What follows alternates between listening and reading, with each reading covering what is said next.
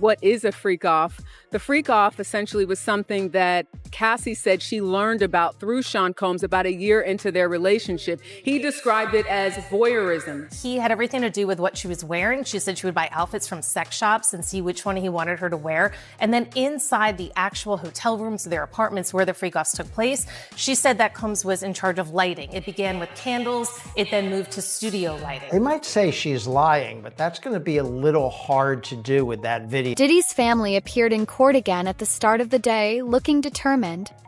However, his twin daughters, Jessie and Lila, left the courthouse looking downcast and barely spoke a word. His mother, Janice, and his sons, King and Justin, were also present, none of them smiling. We need you to step to the side. Step to the side, please. You look cold. You smile. How are you guys feeling? How do you feel today? Step to the side, please. Watch out, watch out. Watch your butt. Big great. How can you evolve it today? Congratulations at NYU check. Give us a little space. Give us a little space. Give us a little space. Golden Nation. Nice look, you smile. Nice. Step to the side, please. Feel like we let us take me by his great stuff. Yeah. Watch out, watch out. Give us a little space, please. Oh, my. Sorry about that. Give us a little space. Yeah. Oh, try it in here. Guys, oh. Boss them down. When you die, he's needed. Back up. Sorry, back up. I click on a white was right at it. It's possible to not. Hey, man, Sean, man, be good, bro. Okay. Charlie. Day 2 of Diddy's trial has just wrapped up. While the prosecutors had a strong showing, it wasn't a total knockout. However, something significant happened by the end of the day, something that could change everything. The prosecution's star witness taking the stand, but it was more than that. It was how Cassie took that stand. You could hear a pin drop when those doors opened, and a visibly pregnant Cassie Ventura walking past a man she had not seen in 6.5 years. A man she says violently abused her for a decade. A man the prosecution said trafficked her. Well, she sat across from him, placed her overcoat behind her, turning her body slightly toward the jury, rubbing her pregnant belly throughout her testimony. Diddy, well, he was more fidgety than he was the day before. He was passing notes. He pushed himself away from the defense table and largely sat like that. They never seemed to make eye contact with one another, not even after she was crying about having loved him once and planning and participating in these freak-off sex parties because she feared him and she wanted to make him happy. But feeling worthless, feeling disgusting because she didn't want to do it. Now, with each moment, the testimony became more and more graphic. Her delivery, though, it never changed. It was matter of fact, steady, calm. At times, she was even critical of herself, walking us all through how a 10-album record deal came over a 10-year period of abuse and sexual humiliation. Now, once you hear Cassie's testimony, you'll understand why the courtroom was so tense. Let's break it down. Cassie, Diddy's ex-girlfriend, gave some intense testimony. She told the court that Diddy used to threaten her, saying that if she didn't do what he wanted, he'd release private videos, what she called freak-off videos. These were graphic recordings involving her and other people, and she said he used them to intimidate and control her. That's what makes him unique, though. Sure, but is that what he's doing? Is he running an entertainment and fashion industry, or is he running essentially a criminal organization? By the way, we have a poll up right now. You can participate in it. Do you think Cassie Ventura was a victim or partner in this? Ready for this? 82%. Well, this doesn't make sense. 82% say yes. I don't know if that's yes to, I think we need clarification. 82% say victim or partner. We'll get a clarification on that. By the way, right now. But that's my answer to that question. Oh, okay. 82% say victim. 82% say victim. Maybe based on we're reporting on the testimony right now. Yeah. I mean, I think she is a victim if the allegations are true, but also she is involved in some of the criminal act. I mean, she's getting those prostitutes, right? She's making payments to them, allegedly. She's having them come. So she's involved in some of the alleged criminal activity. And that's an interesting point that wouldn't just apply to her. Other people in his orbit might be some combination of victim and co-conspirator. But you know what? That video changes everything, because the argument would be, what do you think happens if she says no? Yeah. What do you think happens if she says, I'm not in the mood for a freak off tonight. I'm not going to pay the dancer. That's what's going to happen. That video is arguably the most important piece of evidence because it sets the stage when we're talking about coercion or force. Question from Angelina. How old was Cassie when they first started dating? I think she was 19 years old. So you're talking about a 17-year age difference. That's important. I think that's an important factor if you're talking about power and control, right? Yeah, absolutely. The fact that he's older and obviously has much more power anyway. Sherry Williams asks, what kind of time is Diddy facing if he's found guilty? That's a huge deal because prosecutors are trying to prove that Diddy used force or threats, legally known as coercion. And saying, do what I want or I'll leak this video definitely sounds like coercion. But here's the catch. Cassie didn't explicitly say, Diddy told me to do this or he'd release the video. She didn't make that direct connection between the threat and her actions. If she had, the case might be a slam dunk. So far, she hasn't closed that loop, and that leaves the jury with questions. Still, the idea that he held that kind of power over her, that's not nothing. We know he's been accused of similar behavior with other women before her, including Kim Porter, who just so happened to die under suspicious circumstances, not long after allegedly preparing to expose Diddy's dark side. You see how Albie Shore, he came out saying that Kim Porter death needs to be looked into? I think that Al being his ex-wife, he have every right, knowing about the stuff that came out about Diddy and what he was doing. You understand what he has done in the past, and people have overlooked it. By him coming out and saying that he hoped that he could get her case reopened. There was a guy called John Paperwork, the Paperwork Party. They would put in an open petition to get Kim's case reopened. You understand what I'm saying? So I'll be sure doing this is showing that, you know, he still got love for Quincy's mother. He still want to find out the truth because allegedly Kim was fine the day before and the day of her death. And then now she found in the bed dead from pneumonia. That just don't sound right, bro. That don't sound right at all. So you feel the same way about her death being suspect? I don't think nobody in America thinks nothing suspicious about Kim's death, bro. If you are rich like that, you could, you know, Kim had, I think a net worth of like, what, 12 million a year or something like that? Kim could have called any doctor to come over and look at her. If she was that bad, you know, she could have called an ambulance or something like that.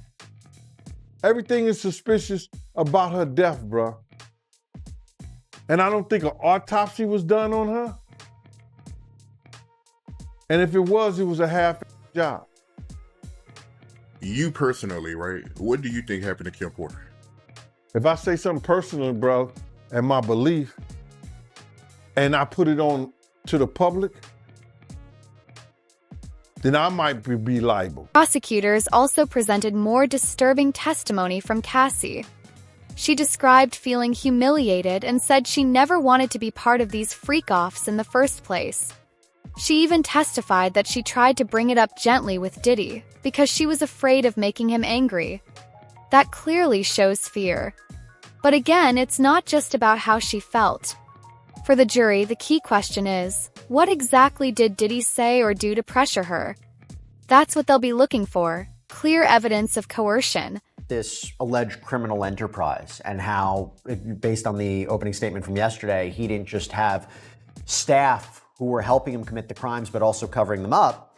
Just now, an update from court. Prosecutor asked Cassie Ventura, how would he keep tabs on you? To which she apparently responds, he didn't live far apart. We didn't live far apart. He'd send security to come find me or a trusted assistant. Like who? David James, Christina Coram, who we all know has been a central figure in this case. Maybe not the criminal case, but she's come up in lawsuits before.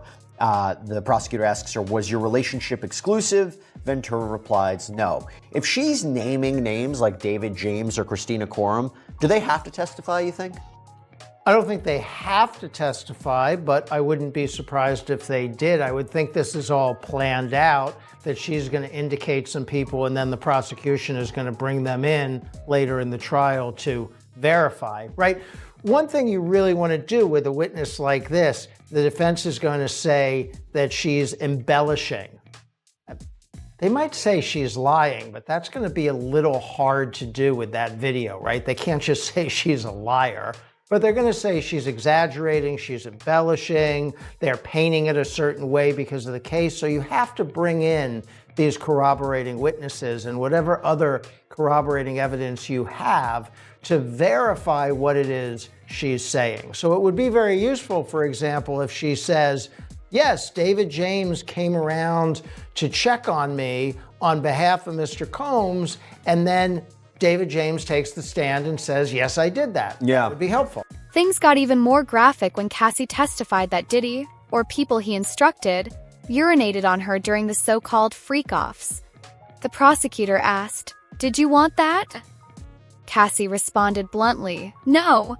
It was disgusting. I choked.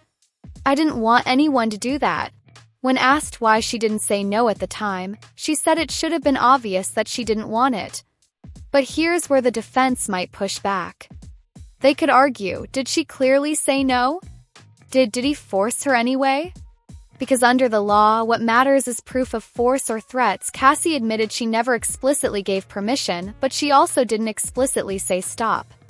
That leaves a gray area, and the defense is likely to use that to create doubt in the jury's mind. It'll be interesting to see how they react and respond to the alleged victim, Cassie Ventura, because she is expecting her third child and is clearly pregnant. So how jurors will kind of see that or visually how they take that into consideration, we don't know. But really, they're supposed to make sure that they stay fair and impartial and pay attention to the facts, which is something even the judge warned them about before they were official jurors. Diddy maintains his innocence against all charges brought against him. Cassie, the prosecution's key witness in the case against the embattled mogul. The defense acknowledged that the videos of alleged freak-offs will be shown, but that those videos, they said, didn't come from the government's investigation so much as it came directly from Cassie's phone. But they were essentially trying to raise doubt about why did she hold on to these videos, and again making this argument that this case is about love and infidelity and money. But the prosecution is saying, no, you will hear from witnesses that will tell you that they were abused, they were kicked, they were punched, they were coerced to taking drugs and to performing sex acts. So this is only the beginning. The 38-year-old singer said to get emotional on the stand as the prosecution brought up this disturbing security footage CNN uncovered of Diddy beating Cassie in a hotel. Many people have seen that 2016 video of Sean Combs assaulting his then girlfriend, Cassie Ventura. And the defense said, listen, what you witnessed was wrong. It was inhumane. It was horrible. But that was domestic violence. And they said that is not criminal enterprise. That is not racketeering. But both sides sort of making those compelling arguments and opening statements that for the prosecution, that he is guilty. For the defense, obviously saying that he's not guilty of these crimes that he's alleged to have committed. Cassie's husband, Alex Fine, stepping out in support against the defense's wishes. The judge ruling he'll have to leave should an alleged 2018 Cassie accuses Diddy of comes up, after Diddy's lawyers noted they may call him as a witness, claiming he sent the rapper a threatening text over the alleged incident. We know that according to previous hearings, she could be on that stand for 2 to 3 days. Some jurors might think, of course, she didn't want that. But others might argue, where's the proof that Diddy forced her to do it against her will? How were these freak-offs orchestrated? So Cassie kind of walked the jury through what her role was in the freak-offs and how she said that Combs had choreographed them. He was the director in charge. And what she described was that these freak-offs lasted from 36 to 72 hours. The longest one, she said, lasted 4 days. And through that period, she said her role had evolved from initially Combs setting up the first one to then it becoming essentially her job. These freak-offs, she said, were occurring weekly. And what she was responsible for was finding these escorts, using Craigslist, some of these other escort services, helping them travel to certain locations from Miami to Ibiza, to New York, to LA, to Las Vegas. And that she worked with Combs's business travel people in order to move people around, saying that they would project that they were potential employers and getting them to move. But she said that he had everything to do with what she was wearing. She said she would buy outfits from sex shops and see which one he wanted her to wear. And then inside the actual hotel rooms, their apartments where the freak-offs took place, she said that Combs was in charge of lighting. It began with candles. It then moved to studio lighting, that he was directing how they moved from each action of each sexual act in these freak-offs, and even the amount of baby oil that they were wearing. She said that he wanted them to be glistening, and so he would often encourage them to put on more baby oil. And then part of that testimony, she said, was that she had engaged and used numerous, including ecstasy, GHB, ketamine, cocaine, marijuana. And the prosecution showed text messages where before a freak-off, she is texting Combs asking, which colored pill do I take from your Louis Vuitton med bag? And he directed her which one. The jury could go either way. Now let's talk about domestic violence. Cassie has said that Diddy used to beat her badly. There was even one time when she had to hide in a hotel for a week until her bruises faded. And we've all seen that brutal video of him attacking her. Even Diddy's defense team has admitted to the abuse, but here's the catch. This isn't a domestic violence case, it's about trafficking and coercion. Diddy's team is essentially saying, yeah, they fought, but it went both ways. They're even trying to bring up old stories where Cassie allegedly acted violently while high.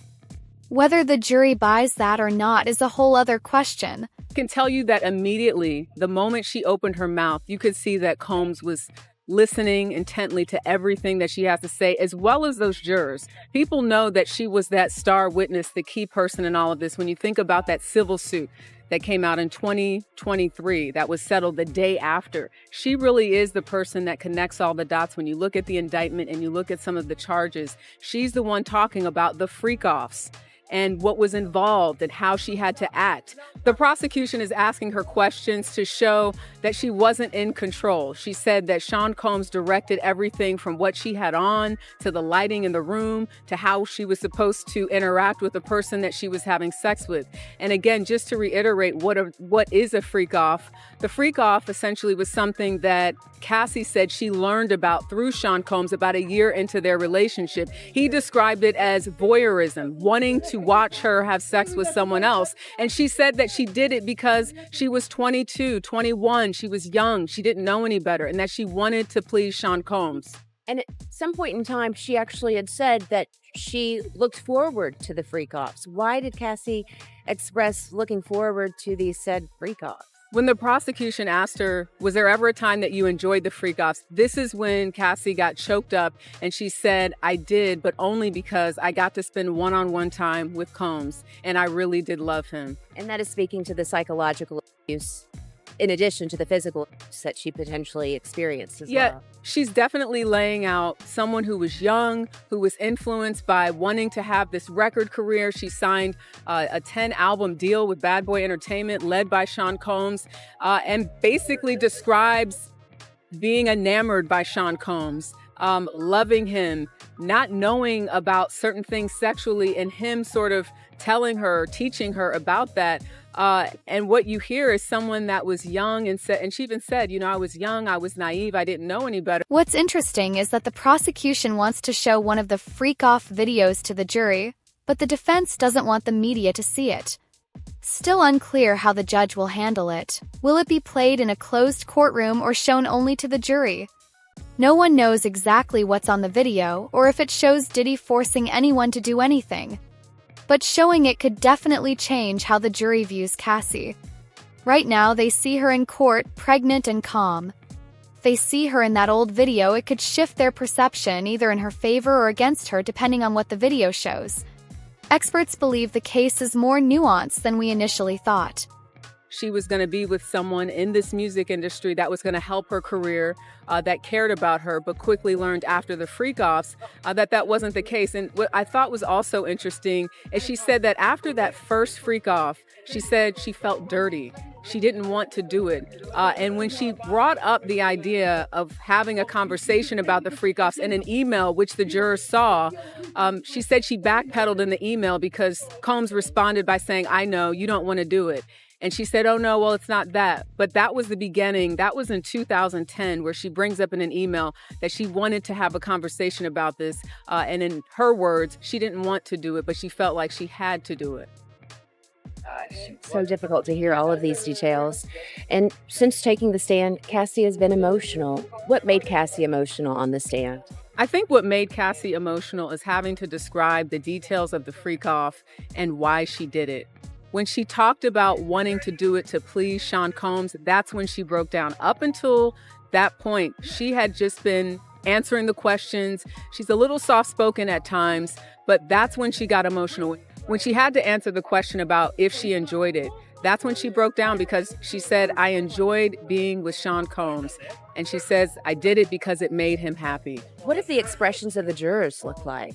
The jurors are laser focused on what Cassie has to say. And that's to be expected, right? Because she is the person who will likely be on the stand, according to attorneys, for 2, maybe 3 days. She's the one that was in the relationship with Sean Combs for over 10 years. So she's got a lot to say, and she's just getting started. Right after this testimony, something major happened to end the day. Cassie spoke about the infamous 2016 incident at the Intercontinental Hotel, the moment when Diddy beat her so badly it went viral. She said she tried to leave a freak-off early because she had a premiere coming up, but between sessions, Diddy hit her. She ran to the elevator but was suddenly thrown to the ground. That moment reminded the courtroom and the world just how violent things had gotten. Now, people can't help but notice the similarities between the allegations Cassie raised and the ones we heard about Diddy's treatment of Kim Porter. In fact, Kim was even mentioned in court on day 2.